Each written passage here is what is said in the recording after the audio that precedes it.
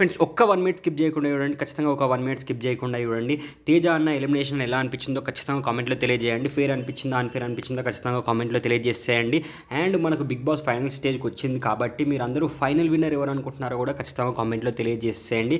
ఎందుకంటే ఈ ఛానల్లో కామెంట్స్ చాలామంది అందరూ చూస్తారు కాబట్టి, ఎక్కువ మంది ఎవరు ఫైనల్ విన్నర్ అనుకుంటున్నారో కూడా అందరూ చూస్తారు కాబట్టి, ఆ కామెంట్స్కి లైక్ చేస్తారు కాబట్టి ఖచ్చితంగా ఫైనల్ విన్నర్ ఎవరు అనుకుంటున్నారో కూడా గ్యారెంటీగా మీరు కామెంట్లో తెలియజేసేయండి. ఫైనల్ విన్నర్ ఎవరు అనుకుంటున్నారో 200% ఖచ్చితంగా కామెంట్లో తెలియజేసేయండి.